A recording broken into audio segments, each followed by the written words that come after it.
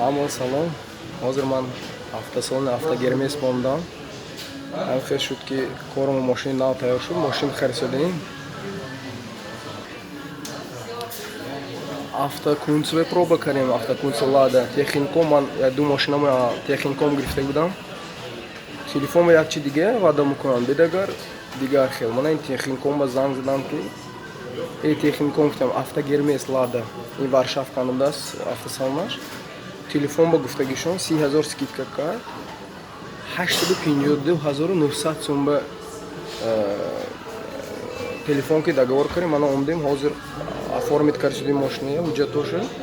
Ҳозир агар мошинаи нархи гуфтагиш ба гирифта равам, ман ин YouTube загружат мекунам. Мумкин як ҳамшаҳри мо мошин харад биёд Автогермес ба инҷа. Ман интернетда бисёр отрицательный отзыв хондам. Ҳама ҷо ин фиреб мекунад набиё. Специально ҳамин ҷо омдам. Кани бинем чи ман дига автосалоне рафта дидам фиребаш бисёр. В общем, Автогермес автосалони нормальный бо инҷа. Ҳозир қариб шудем оформит кара. Мошина мегирем. Корамо дар кор зарур бароямон омдем. 30,000 скидка ганда не, 30,000 арзон карам. Дуго шукр. Хай ки мехарда гӯшад битон. Хай набитонам мамо фоидашам не, зиёнашам не. Барои фрем нахӯритон ҳамҷо битон нағз мешад. Ҳамшаҳриҳо муайян гуфтани ман. Мана ин мошина ҳозир гирифт шудем. Ҳама ҷо 882,000 бо доп комплектатсияш ки 900 мегузорад. Ина мо 852,900 сум договор кардем. И бо 9,000 дига страховкааш, автогражданка. Автогермес хеле нархи нормальный медаст. Агар ҳамватаномо битон фаҳмитон, инҷа шумо вугид нашуда, инҷа битон намешад дигар ҷо. Иш хеле фрем намекарад. Хулоси гап фрем намекарад. Мана Lada Largus Cross 746,900 даст. Ин люксаш де. Полная комплектация, сигнализация, ҳама чизаш аст. Тонировка. Ҳама чизаш аст. Ҳамани Хуҷанд бозор нишон диёд, мо ини Москва нишон метим. Ганда не, мошинаи Россиям ганда не, ман худам уже дуюм сол ҳай мекунам, хеле мошинаи нормальный, ҳама чиш аст. Подогрев сидений. Некем як ҷош ганда ки ойнакбардоракаш ҳаминҷа ба. Ин пешу пушташ, ани пушташ ани инҷа ба. Ани пешаш бинҷа як қизиқ карги, неки ин ваяш аст. Bluetooth соединение с телефоном, ҳама системаш аст. Парктроник, гидравлика рул, подушка безопасности, кондиционер, ҳама чи дорад. Ин красавчик. Ҳамин мошини Lada ганда гуфтаги худаш мошин мена гаштаги омугуд. На самом деле мошин нормальный. Бовар кунед, ман то инет бо дигар мошинаи хориҷим буд. Ҳозир фақат Lada. Мо корамо ба ҳасте, дута ин аст, ҳозир бо якти дигарша мегирем. Ин Vesta Sport красавчик будааст мошин тамоман.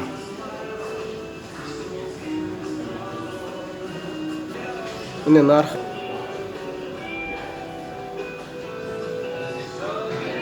ин хушрогиша бинед мошина. Мана ки ҳамин навора дисос, ҳамин Vestаш аст. Комментария наистон чӣ хел мошина. Ки ганда мекунад ин неправильно де, мошин действительно ҳозир нақш шудаги качествояш. Ман ба оли ина маркаи сор нашиди, гуфтаятен инте як ҳафта пеш хардаги ина маркаи мугӯд, о худо ба шукр, ҳамаша проба кардем мо. Конечно, это не Mercedes, но ягон монданиш нест, а Hyundai ё Kia ва Solaris ё. Мебинед, мультируль, камера заднего вида, пятиступенчатая скорость.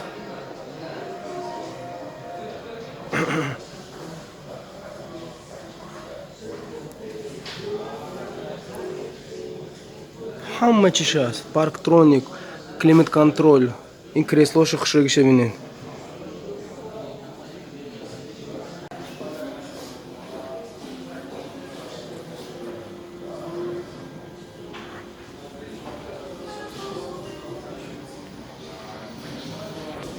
Ана Lada X-Ray Cross. این جیبچه ببین بلندیشه ببینید.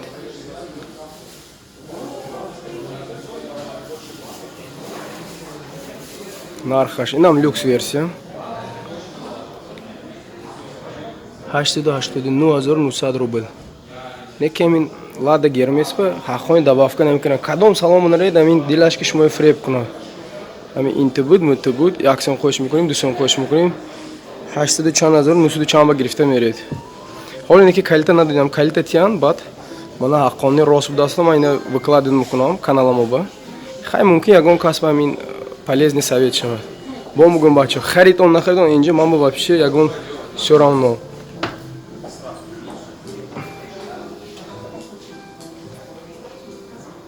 Ин кондитсионер мана ойнакои пешқафо, блокировка ойнак, мультируль, музыка инҷа, телефон кади гап задан ба Bluetooth ки қӯш мешавад. Хай ина бачаҳои ҳайкариги медонад ина марка дора ами Bluetooth система. Агар ягон кас мошини кӯҳнадаро намедонаду мана ин робот скоросташ вай худи автомат мегӯем ки робот неки.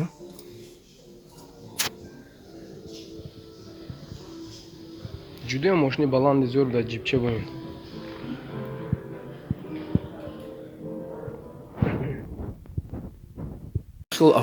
Документ ҳуҷҷатоша оформит куни қим будааст. 1 соат шуд пойда иштиям.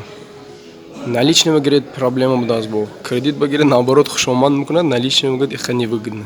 Значит, а кредити шумо иҳо фоида мебинад, де?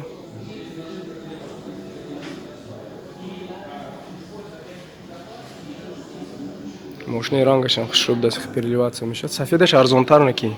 Ин дигар рангош камтар қимат. Инаш Lada Granta Drive Active будааст. ин ҳамаш люкс версия де, нархош ҳама сал баландтар аз дигаш. Агар обычнейше гиред шумо минус 100 000 каран гиред.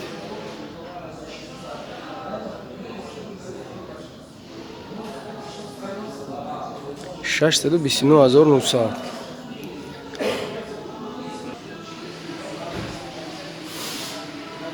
Мошинаи бобиша як красавчики мошина. Инам ойнака боковые зеркала вайкаран, роскаран, адарун, стеклоподъемников. Дарунаш. И надо некий мультирулаш набдас. И как спортивная версия.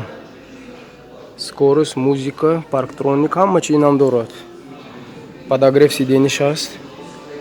Кресло уж нам электронный башта поем мешает. Хаммачи подогрев сидений шимпе инжешан набдас. На кондиционер. Хай, можно будет чидарку. Бисёри на маркана опция сейчас мы вообще корбас нам кунем. Ин автосалон Гермес бисёр Москва под Москва хамма ҷоҳаст он сетевой ку. Бачаҳо бо мегӯям харид он нахарид ман вообще всё равно. Просто ин вай будааст. Фреб намекарди автосалон будааст.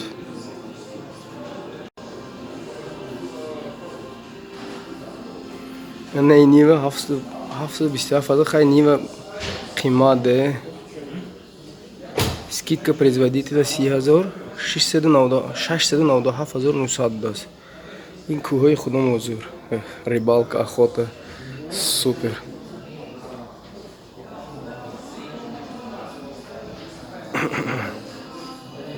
Хай ина дарнаш грубитар де. Амин рибалка, охота ам чиз мемешудаги мошина.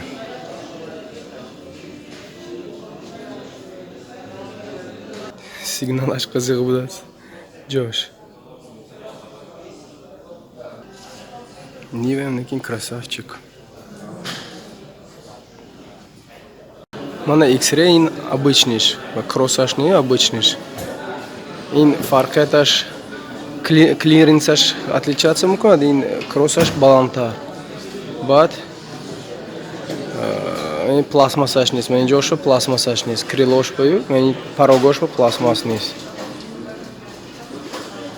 1.6 движокаш, 1.6 лошадок. Қуввати аспаш 106 будааст.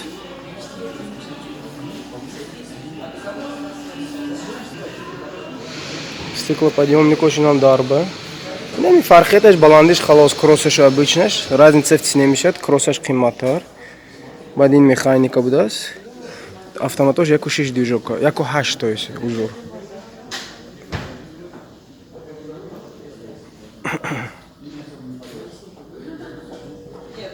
Подогрев сиденья, им болой баланс кунакаш креслоши. Уже якуним все шут. Красавчика пойдешь, я кайбу худжатош мешафта. Ну кредит багирит он шмох шома диахел. Тестес кар худжатой джомида наличный говорит. Пойдайс, қоғаз бозы керешитас. Қарз багирит назудас, нахт багирит ганда. Мекин оформить к нашей вообще ужас. Выходной день на бетон. Значит, ёзда, пол-1. Ёзда он один вошел, суат, душу. Суат, душу. Видеотропу суатна будасы, ничего не дам. Суат, душу. Холик в том буяк соки дигар нигоҳ кардис, удам бисёр. Ходим гӯяд семечка харисаш удам. Баъд буром нам берун ба ёна шумо армянский кафе будааст, ози авхоз заказ кардем. Хай маҷбуриш кам гӯшна. Барои ҳам будни рӯз битон рӯзи корига осонтар будааст. Оформим тош тез оформитка буранда мерекунем. Армянский далмая гирифтем. 300 рубл будааст порсияш. Инами ёни автосалон гирам меспем. Все, тайёр, бачо, 5 соат шуд документ куниши, ҳуҷҷат шед 5 соат тайёр карам. Нави машин, люкс мультимедиа, камера задна видаш будааст. Тамоми чизош ҳаст. 852 000. Бе ягон фреб, ҳамаш зӯр додан машине.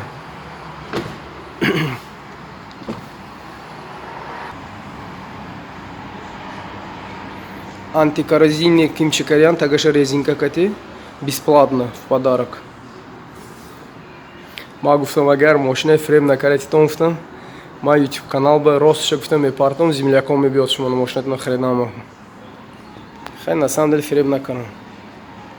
Ребята, в общем, оформление документа закончился. Ну да, неудобство, что долго оформляю, но самое главное, цена которой по телефону была объявлена, то, что мне озвучило по телефону цену, за эту цену отдали. У меня получился 852 900. И что там сделали в подарок? Антикоррозийная обработка. Вот менеджер Дмитрий. Я его, да, вот ключи мне передаю. Спасибо. Я его Супер Марио назвал, потому что он все быстро, правильно все объясняет. Автогермес, приезжайте, особенно землякам. Фреб намукна, Джой Хакхат. Спасибо. Удачи вам.